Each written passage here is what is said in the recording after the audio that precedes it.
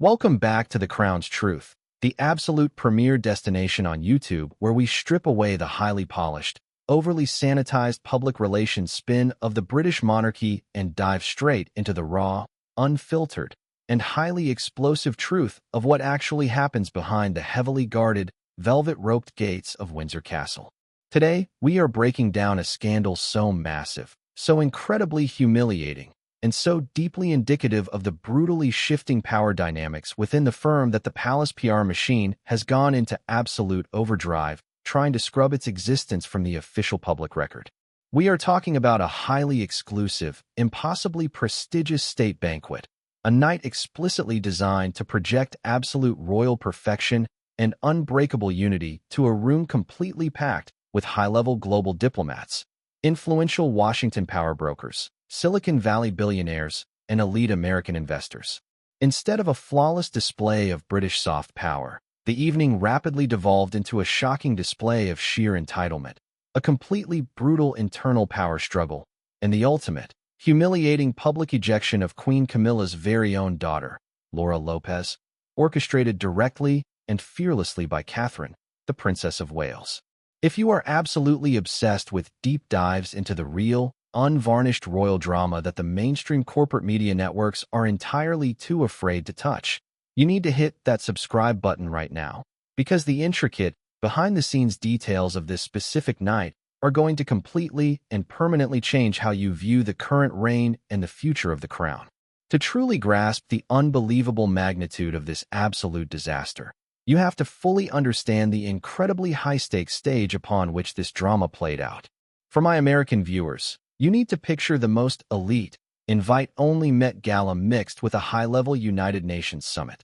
This was not a casual afternoon tea party or a minor, easily forgotten charity ribbon-cutting ceremony. This was a Windsor Castle state reception, an event where the guest list is curated with surgical, almost terrifying precision, featuring foreign ambassadors, high-level foreign dignitaries, elite Hollywood media executives, and powerful Wall Street venture capitalists. It is the exact kind of room where a single, well-placed handshake or a perfectly timed, quiet introduction can instantly secure a multi-million-dollar corporate deal or launch an entire global career overnight. And that is precisely why Queen Camilla had spent weeks fiercely lobbying, intensely negotiating, and aggressively pulling every single string she had available to get her daughter, Laura, onto that highly restricted, incredibly exclusive guest list. Camilla wasn't simply acting out of sweet, simple maternal affection.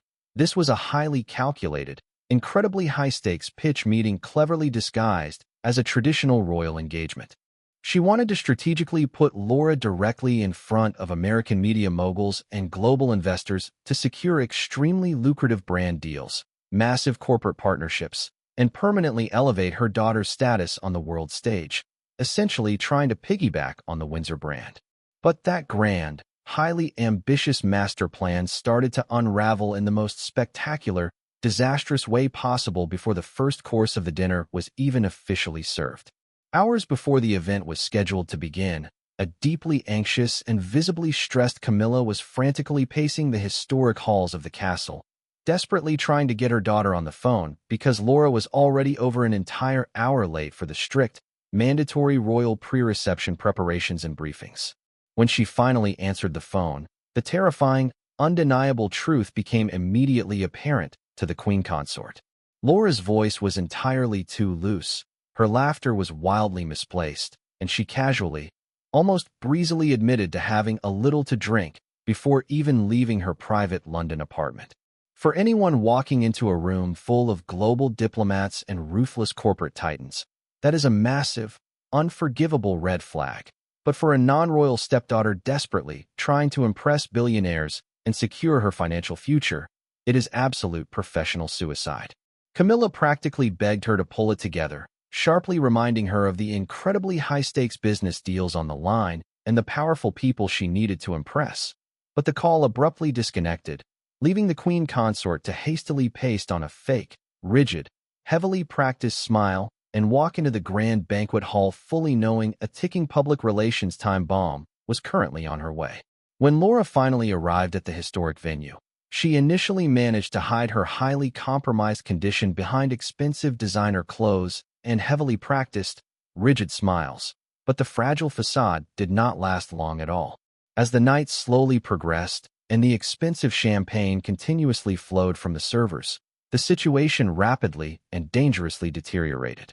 The very first major crack in the armor was a sudden, jarringly loud burst of highly inappropriate laughter from Laura that sliced right through the elegant, muted, sophisticated atmosphere of the state dinner, completely cutting over the soft classical music in the background. It caused heads to violently turn and important conversations to freeze in that very specific, incredibly awkward, and utterly silent way that wealthy elites use to clearly signal their extreme disapproval and shock. But instead of reading the room, realizing her massive error, and immediately backing down to save face, Laura arrogantly doubled down, blatantly grabbing another full glass of wine from a passing tray and leaning heavily into the escalating chaos. Across the massive, glittering room, Catherine's highly trained, incredibly sharp eyes instantly locked onto the deteriorating situation. The Princess of Wales knows exactly how incredibly fragile the British monarchy's global reputation currently is, especially in the crucial American market, and she recognized immediately that this was rapidly escalating from a minor, easily ignored family embarrassment to a catastrophic, headline-making international incident. The absolute breaking point, the moment of no return, occurred when a highly trained, impeccably professional palace server politely approached to refill Laura's nearly empty glass. Instead of a polite nod or a simple thank you, Laura aggressively and disrespectfully snatched the incredibly expensive bottle right out of the server's hands, physically inspecting the label with highly exaggerated, theatrical disgust and loudly, obnoxiously questioning the quality of the vintage being served to the guests. When the completely composed, silent server attempted to gently retrieve the bottle to continue their duties, Laura harshly berated them in full view of several foreign ambassadors and high-profile executives, loudly insulting their fundamental competence and openly mocking the palace's supposedly declining hiring standards. The sheer, unadulterated arrogance of loudly humiliating a silent, defenseless palace worker in a room completely full of international VIPs and American investors was breathtakingly toxic and utterly unacceptable. Shortly after that appalling display, her basic physical coordination began to noticeably fail. She violently and clumsily knocked a delicate crystal glass on a passing silver tray, nearly sending dark red wine heavily spilling all over the pristine, historically significant white tablecloths, and she didn't even bother to offer a single word of apology to the staff she nearly soaked.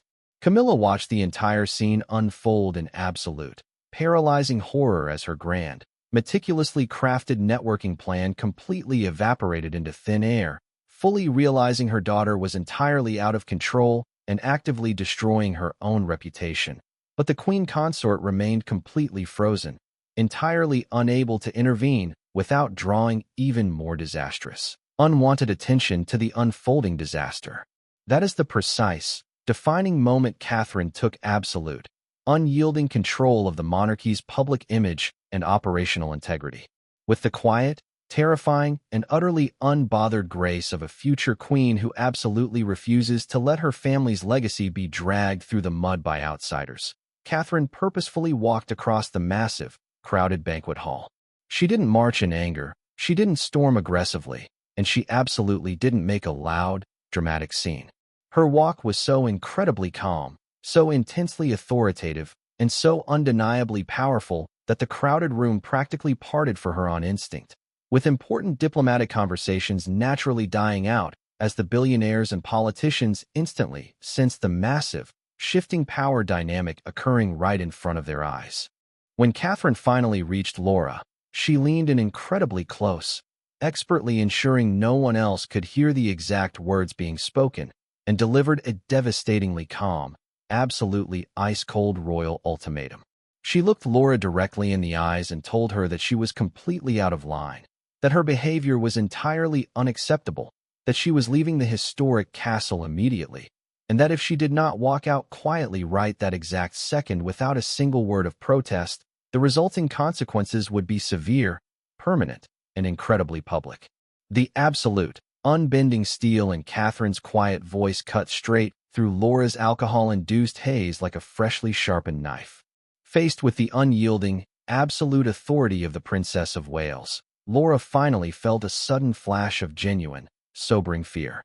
Catherine then personally, firmly escorted her toward a discreet, secondary exit used strictly for palace staff and catering. But the catastrophic damage to Laura's image was already done and permanently cemented in the minds of the guests. The exact American venture capitalists, powerful media executives, and global investors Camilla had desperately wanted to impress were now actively, silently watching Laura Lopes get quietly but firmly bounced from a royal state dinner like a rowdy, out-of-control patron at a cheap downtown dive bar, her arm held firmly by the future Queen of England.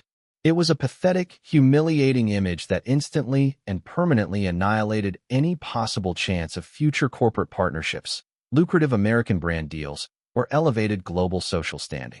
But the intense royal drama absolutely did not end there. Camilla, absolutely furious and deeply humiliated by her own daughter's very public ejection, immediately intercepted and confronted Catherine the very second she returned to the main reception floor. In a low, shaking voice completely thick with barely contained rage, Camilla demanded to know exactly who gave Catherine the ultimate right to treat her family with such blatant disrespect. Catherine did not flinch, did not back down, and flawlessly maintained her absolute, unbreakable royal composure, smoothly replying that she was actually doing them both a massive, undeniable favor by actively protecting the crown from a completely unacceptable, career-ending public spectacle. She sharply reminded the furious Queen Consort that they were currently standing at a highly sensitive diplomatic state dinner, not a private, casual family house party, and that the strict rules of royal behavior applied to absolutely everyone in the room, regardless of who their mother happened to be. Watching this incredibly intense, heavily suppressed confrontation from just a few short feet away was King Charles himself. In a defining, historic moment that completely and utterly redefined the internal hierarchy of the modern British royal family, the king absolutely did not rush across the room to defend his distressed wife. He did not reprimand his assertive daughter-in-law for overstepping her bounds. Instead, Charles made a cold, highly calculated, and devastatingly clear choice for the future of the institution. With a single, nearly imperceptible, practiced nod to his senior security aides standing at the perimeter, he authorized the immediate, non-negotiable removal of his own wife from the highly publicized event. Two highly trained, physically imposing aides immediately flanked Camilla, quietly but firmly informing her that her private car had already been brought around to the front and it was time for her to leave the premises immediately. It was the ultimate, deeply humiliating, and totally undeniable royal checkmate. Camilla realized in that exact, crushing second that Charles had actively chosen the dignity of the crown, the stability of the monarchy, and the undeniable authority of Catherine over his own marriage in front of the single most important, influential group of people in the entire world. She had absolutely no other choice but to completely surrender, follow the aides directly out the grand doors, abandon her ruined grand plans, and do the walk of shame right past the very same powerful diplomats and American elites she had so desperately tried to woo just hours prior. Immediately after she departed, Charles walked deliberately and calmly across the crowded room and stood directly shoulder to shoulder with Catherine, sending an unmistakable, incredibly loud, silent message to the entire packed room of American billionaires, foreign politicians, and British aristocrats.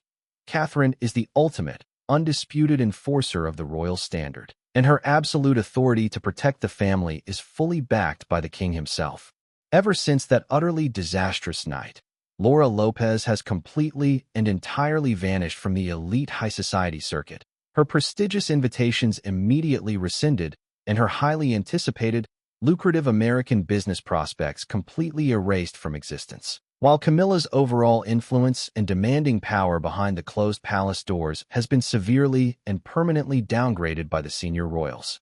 The massive palace PR machine has desperately, aggressively tried to pretend this chaotic night never even happened, maintaining their classic, frustrating strategy of total, absolute public silence. But the unvarnished truth is already circulating rapidly through the absolute highest levels of global society and corporate America. Catherine definitively proved that night that she is absolutely not just a smiling, waving public figurehead. She is the absolute, unbending steel spine of the modern monarchy, entirely willing and completely capable of taking out the trash and eliminating any threat when the historic legacy and global reputation of the firm is on the line. I want to know exactly what you guys think about this massive, unprecedented power move by the Princess of Wales down in the comments section below. Did Catherine do exactly what needed to be done to protect the family business and maintain order, or was it a harsh, unnecessary overstep into the king's territory? Let me know your absolute honest opinions. Hit that like button right now if you love these massive, unfiltered royal deep dives, and absolutely make sure you are firmly subscribed to WNBA Verdict for all the real, explosive stories that the mainstream media and the palace completely refuse to tell you.